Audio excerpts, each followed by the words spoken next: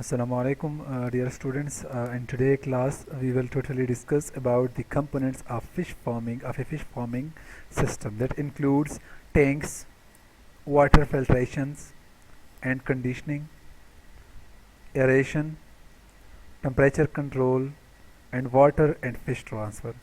So आज के lecture में हमने इन्हीं टॉपिक्स के ऊपर रिगार्डिंग फिश फार्मिंग सिस्टम इसके ऊपर हमने क्या करना है वो डिस्कशन करना है. So let's start.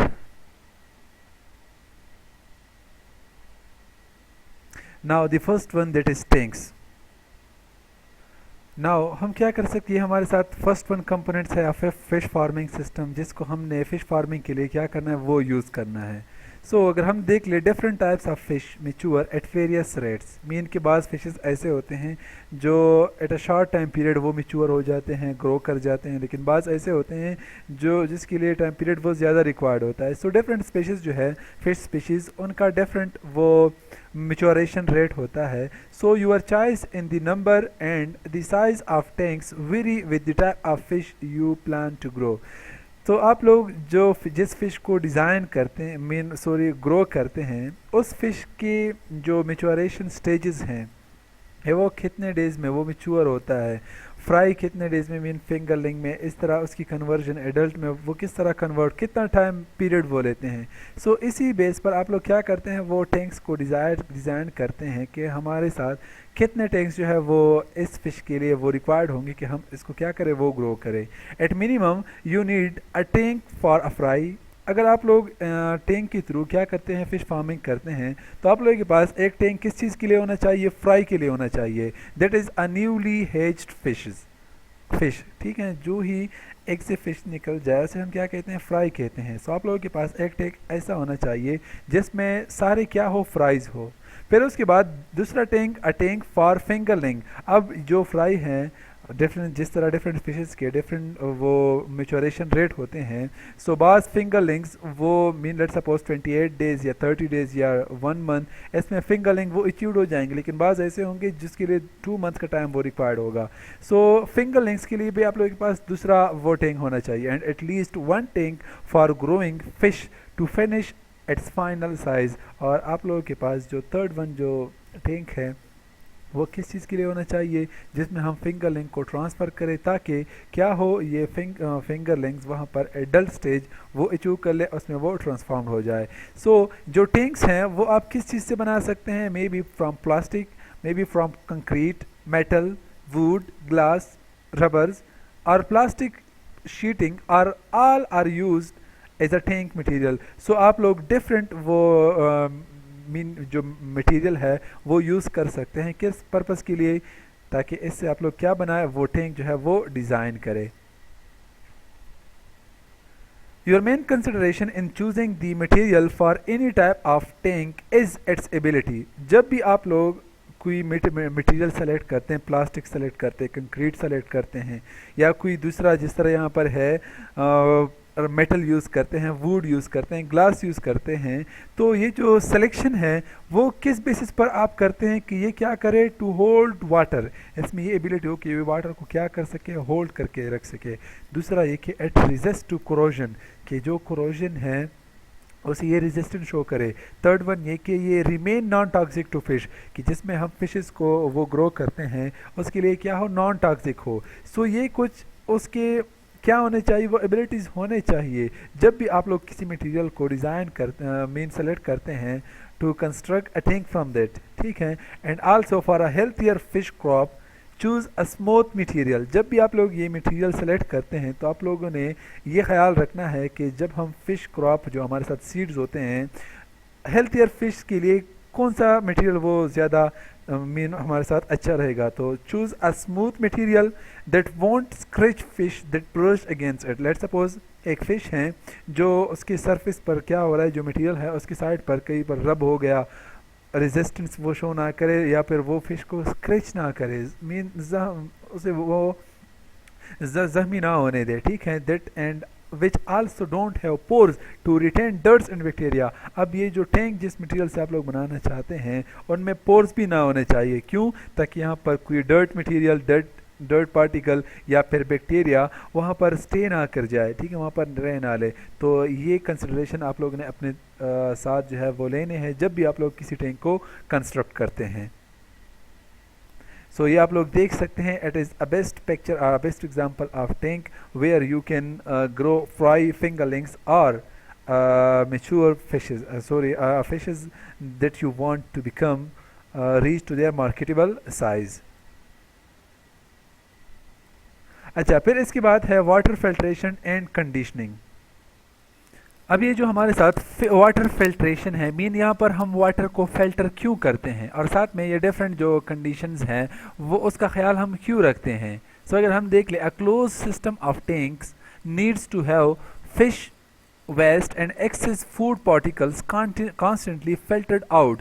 किस पर्पज़ के लिए? To prevent overgrowth of bacteria and toxin. Mean कि आप लोगों के पास जो क्लोज सिस्टम होता है, जिस तरह इंटेंसिव फिश कल्चर है जिसमें आप लोग टैंक यूज़ कर रहे हैं, तो इस टैंक में आप लोग न्यूट्रिएंट्स मीन जो फीड्स हैं वो डालेंगे। ज़ाहिर बात है फिश उसके ऊपर फीड करेंगे तो वेस्ट मटेरियल वो एक्सक्रीट करेंगे। तो इसका जो एक्सक्रीटा है इससे वहाँ पर एक्सेस ऑफ वही एक्सक्रीट पार्टिकल और साथ में एक्सेस ऑफ फूड पार्टिकल वो क्या होंगे, वो एकमुलेट होंगे। तो ज़ाहिर बात है कि हर एक मीडियम में नॉर्मली बैक्टीरिया जो है वो मौजूद होते हैं, तो ये एक्ट करेंगे as a food, as a nutrients for bacteria और बैक्टीरिया वहाँ पर इजीली ग्रो कर जाएंगे।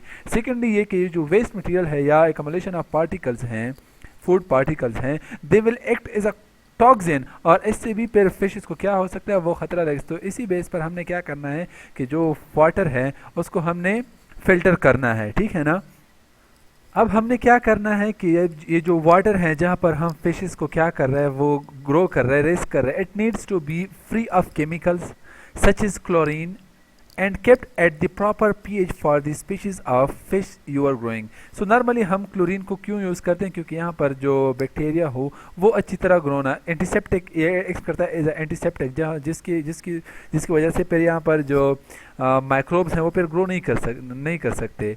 सो इसी बेस पर हम क्या करते हैं, वो क्लोरीन को यूज़ करते हैं। सो आप लोगों ने क्या करना है कि जब भी आप लोग टैंक डिज़ाइन करते हैं तो सेकेंडली आप लोगों ने वहाँ पर वाटर को फिल्टर आउट करना है। क्यों? क्योंकि यहाँ पर जो फ्री केमिकल्स होते हैं जिस तरह क्लोरीन हो गए, and kept at the proper pH for the species of fish you are growing. तो इसी तरह आप लोगों ने क्या करना है, उसी इन्वायरमेंट का, वाटर बॉडी का जो उसी टैंक में है उसका प्रॉपर पीएच उसका भी ख्याल रखना है। उसी स्पेसिफिक पीएच के ऊपर वो फिश स्पीशीज क्या कर सकते हैं, ग्रो कर सकते हैं। तो ये जो टॉक्सिन होंगे या एक्सेस ऑफ फूड पार्टिकल होंगे या फिर दूसरा कोई केमिकल है, अगर ये वाटर में पड़ा रहेगा तो इससे फिशेस जो है वो अच्छी तरह ग्रो नहीं कर सकते, उसकी मोर्टिलिटी रेट फिर ज़्यादा हो जाती हैं। And also filtration can be achieved with a combination of biofiltration and mechanical filtration. अब हमने क्या करना है कि ये जो फिल्ट्रेशन है वो हम through biofiltration and mechanical filtration achieve कर सकते हैं। किस तरह कर सकते हैं, यहाँ पर देखते हैं। Biofiltration in a closed system uses beneficial bacteria to break down ammonia and nitrates। Let's suppose जो वेस्ट मटेरियल वहाँ पर एकमुलेट हो रहे हैं तो हम क्या करते हैं, वहाँ पर जिस तरह डीनाइट्रीफाइंग बैक्टीरिया होते हैं वो क्या करते हैं, अमोनिया या नाइट्रेट्स उसको दोबारा नाइट्रोजन फॉर्म में वो कन्वर्ट करते हैं या किसी दूसरे फॉर्म में वो कन्वर्ट करते हैं। तो यहाँ पर हमने क्या करना है, बेनिफिशियल बैक्टीरिया यूज़ करने हैं, उसी वाटर टैंक में उसे डालना है ताकि वो क्या करे, जो वेस्ट मटीरियल जो फिशेज एक्सक्रीट करते हैं उसको वो कन्वर्ट कर ले इनटू लेस टॉक्सिक मटेरियल, ठीक है। और साथ में हम मैकेनिकल फिल्ट्रेशन के थ्रू भी क्या कर सकते हैं, वाटर को फिल्टर आउट कर सकते हैं। That is done by pumping water through filters to remove organic particles. So इसमें हम क्या करते हैं, वो फिल्टर्स लगा लेते हैं जिसके थ्रू या जिसके ऊपर हम वाटर को पंप करते हैं through pumping machine to remove organic particles, और इसके थ्रू भी हम फिल्ट्रेशन को अचीव कर सकते हैं। और इसके साथ precondition water in a separate tank to remove water treatment chemicals and toxins and to adjust treatment. So इसके लिए हम प्री वाटर ट्रीटमेंट, उसके लिए हम क्या करते हैं, एक सेपरेटली टैंक डिज़ाइन करते हैं जहाँ पर हम पहले से क्या कर सकते हैं, ये जो टॉक्सिक मटेरियल जो केमिकल्स हैं या पीएच ऑफ द वाटर है उसको वहाँ पर हम क्या कर सकते हैं, एडजस्ट कर सकते हैं, और फिर वहाँ पर हम फिशेस को दोबारा मीन ऐड करके दोबारा वही कंडीशन डेवलप कर सकते हैं, ठीक है। फिर सेकेंड वन है एयरेशन। अब अगर हम देख ले तो fish needs oxygen to survive and plenty of it एफ टू थ्राइव। नॉर्मली क्या होता है कि जो फिशेज हैं अगर वाटर में हम ऑक्सीजन को वो निकाल दे या ऑक्सीजन को ऐड ही ना करे, तो ये फिशेस जो है ऑक्सीजन के बगैर सर्वाइवल नहीं कर सकते। तो फिश की जो सर्वाइवल है इसके लिए प्रॉपर एनवायरनमेंट में क्या होना चाहिए, वो ऑक्सीजन, वो बेसिक डिमांड है, वो होना चाहिए। पोअरली एरेटेड वाटर और water that contain a high algal population can cause fish to asphyxiate. So क्या होता है कि जब हमारे साथ पुअर मीन ऐसा वाटर, कोई वाटर बॉडी हो जहाँ पर ऑक्सीजन की कमी हो या एल्गल ब्लूम्स की वजह से नॉर्मली ऑक्सीजन की कमी जो है वो आ जाते हैं, तो जब एयर की कमी हो या ऑक्सीजन की कमी हो तो उस वजह से फिशेस जो है वो फिर अच्छी तरह ब्रीथिंग या रिस्पायर नहीं कर सकते, तो they becomes die off. This condition is called asphyxiate. ठीक है, सो मैकेनिकल एयरेशन और oxygenation takes the place of waves, winds and flow to keep water moving so that it circulate to the surface and pick up oxygen। अब यहाँ पर हम क्या कर सकते हैं, मैकेनिकल एयरेशन के थ्रू ऑक्सीजनेशन कर सकते हैं। मैकेनिकल एयरेशन के थ्रू ये जो ऑक्सीजन है, नॉर्मली जो वाटर बॉडीज होते हैं वहाँ पर वेव्स या विंड्स या फ्लो वो क्या करते हैं, वाटर बॉडी में ऑक्सीजन को डिस्ट्रीब्यूट करते हैं, लेकिन यहाँ पर चूंकि ना तो वेव्स होते हैं, ना फिर विंड्स होती हैं, ना फिर फ्लो, तो हम क्या करते हैं, मैकेनिकल कोई डिवाइस होता है उसके थ्रू एयरेशन या ऑक्सीजनेशन करते हैं, जो हेल्प देते हैं किसी to move and water moving so that it circulate to the surface and picks up oxygen, और इजीली वहाँ से ऑक्सीजन उसको क्या कर सकते हैं, वो सर्कुलेट कर सकते हैं, सर्कुलेशन में हेल्प देते हैं। तो एनवायरनमेंट से भी ऑक्सीजन अच्छी तरह फिर वहाँ पर डिफ्यूज़ होगा, और एयरेशन के थ्रू भी, ये जो मैकेनिकल एयरेशन है इसके थ्रू भी ऑक्सीजन इसी पॉन्ड का हिस्सा, इसी टैंक का हिस्सा बन सकता है। And types of mechanical aerators includes air stones. अब मैकेनिकल एयरेटर में हमारे साथ कौन से डिवाइसेस आते हैं, that is air stones, pure oxygen injectors and pumps that circulate water between the bottom of the tank and the surface. So any devices, any by following these procedure we can also circulate water between the bottom of the tank and the surface of the tank. For what purpose? To distribute oxygen, to distribute proper air. Clear है? So ये हम any mechanical aerator के through easily achieve कर सकते हैं। फिर उसके बाद है टेम्परेचर कंट्रोल। अब टेम्परेचर कंट्रोल में क्या आता है, अगर हम देख ले तो most fishes are evolved to live in waters of a certain temperature ranges. Normally जो फिशेस हैं वो भी एक स्पेसिफिक टेम्परेचर के साथ वो क्या हो गए हैं, वो अडॉप्ट। बाज़ फिशेस ऐसे होते हैं जिसे हम कोल्ड फिशेस कहते हैं, जो कोल्ड वाटर में रहते हैं, वहाँ पर टेम्परेचर बहुत ही कम होता है। बाज़ होते हैं जिसे हम वार्म फिशेस कहते हैं, वार्म वाटर बॉडी फिशेस कहते हैं, जो कहाँ पर रहते हैं, वार्म वाटर में रहते हैं, जहाँ पर टेम्परेचर नॉर्मली क्या हो, रूम टेम्परेचर जैसा हो। तो इसी तरह फिशेस जो है उसमें भी वेरिएशन है, वो टेम्परेचर के साथ उसमें भी एवोल्यूशन आ गई है। So they are restricted to a specific temperature where they can survive and grow easily, so they may be able to survive in water outside their preferred ranges। अब ऐसा भी पॉसिबल है कि कोई फिश हैं नॉर्मली वो warm environment में अच्छी तरह ग्रो कर, लेकिन आप लोग टेम्परेचर क्या करें, वो कम करें, वो वहाँ पर सर्वाइवल तो करेगा, लेकिन क्या होगा, इसकी जो डिसएडवांटेजेस हैं वो ये हैं, but are unlikely to truly thrive and grow large in those condition. So यहाँ पर ये अच्छी तरह ग्रोथ नहीं कर सकता, उसकी ग्रोथ जो है वो डिस्टर्ब होगी यहाँ पर। So regulate temperature according to your fish needs with immersion heaters, gas और electrical heating units, heat exchangers, chillers और हीट पम्प्स। सो ये डिफरेंट डिवाइसेस हैं जिसके थ्रू आप लोग क्या कर सकते हैं, किसी भी टैंक या किसी भी वो आप लोग जो टैंक होगा जिसमें आप इंटेंसिव कल्चरिंग करना चाहते हैं, तो उनमें आप टेम्परेचर को क्या कर सकते हैं, वो सेटअप कर सकते हैं अकॉर्डिंग टू योर नीड। जो फिश का जो नीड है उसी बेस पर आप लोग टेम्परेचर को क्या कर सकते, इंक्रीज भी कर सकते हैं, डिक्रीज भी कर सकते हैं by following these techniques, that is immersion heaters, gas or electric heaters units, gas exchangers, chillers and heat pump। अब नेक्स्ट है हमारे साथ वाटर एंड फिश ट्रांसफ़र। अब इसमें क्या होता है, अगर हम देख ले तो मेन जो टाइटल है that is water and fish transfer के, इसमें हमने क्या करना है, एक टैंक से वाटर को ट्रांसफ़र करना है। मे बी हम वाटर को अगर ज़्यादातर उसमें वेस्ट एकमुलेट हो गए हैं तो वो हम वहाँ से निकाल देते हैं। तो इस तरह हम क्या करते हैं, वाटर को भी ट्रांसफ़र करते हैं from one tank to another, continuous में भी हो सकता है, आगे डिफरेंट काइंड्स ऑफ टेक्निक्स है। So water and fishes are transfer from one tank to another. So अब ये किस तरह होता है? So you will need a way to move fish from one tank to another. एक ये कि अगर आपको ज़रूरत है या ज़रूरत होगा, जिस तरह हम क्या करते हैं, फ्राई को फिंगरलिंग में फिंगरलिंग के लिए जो हमने टैंक डिज़ाइन किया उसमें हम ट्रांसफ़र करते हैं, फिर फिंगरलिंग को हम जहाँ पर हम उसको मार्केटेबल साइज़ तक उसकी ग्रो करते हैं, वहाँ पर हम ट्रांसफ़र करते हैं. So you will need to transfer a fish from one tank to another and a system for replacing water. और यहाँ पर आप लोग क्या करते हैं, सिस्टम फॉर रिप्लेसिंग वाटर में भी आप लोग वाटर को क्या करते हैं, रिप्लेस करते हैं, ताकि यहाँ पर वेस्ट एक्युमुलेशन को हम अच्छी तरह क्या करें, उनका जो एनवायरनमेंट है उनको हम मेंटेन करके रख सके. दैट हैज evaporated और must be replaced for tank hygiene maintenance. So इसी अगर हमने हमारे साथ कोई टैंक है उसमें हमने प्रॉपर एनवायरनमेंट सेटअप करना है, हाइजीनिक कंडीशन जो है वो लाने हैं, और उसके लिए हम फिशेस, लेट्स फिशेस को डिजीज़ भी लग सकती है ना, तो तब भी हम फिशेस को क्या कर सकते हैं, वहाँ से रिमूव कर सकते हैं. इस तरह वाटर एक दफ़ा वेस्ट एकमुलेट हो जाए, टॉक्सिन में एकमुलेट हो जाए, बैक्टीरिया ज़्यादा है, ब्लूम ज़्यादा है, तो हम वाटर को क्या कर सकते हैं, वो ट्रांसफ़र करते हैं. तो ये भी इसका भी आप लोगों ने क्या करना है, वो ख्याल रखना है. So each tank must have gates to facilitate the transfer of fish from one to the next. क्या मतलब है, इसका मतलब ये है कि एक ओपनिंग होना चाहिए किसी भी टैंक में, ताकि हम क्या करें, फिशेस को उसी टैंक से किसी दूसरे टैंक में क्या करें, वो ट्रांसफ़र करें. Even the most efficient system is still not capable of retaining all its water or of keeping water with hundreds of full-grown fishes and at immaculate. So you will also need inlet and outlet gates to move fresh water in and dirty water out. So जाहिर बात है कि एक different kinds of tanks हैं जो आप लोगों ने डिज़ाइन किए हैं, एक दूसरे के साथ उसकी कनेक्शन है, कंटिन्यूस में होता है.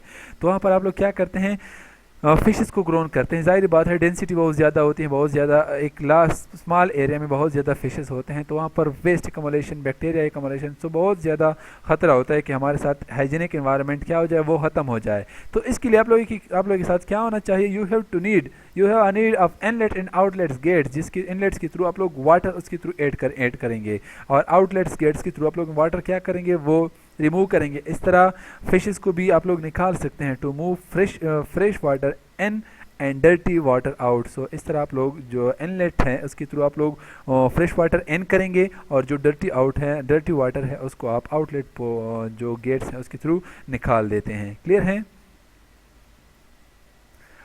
सो नेक्स्ट अगर हम देख ले, pumps are essential to this, specially if you must completely drain or clean a tank that has become too dirty or infected with pathogens.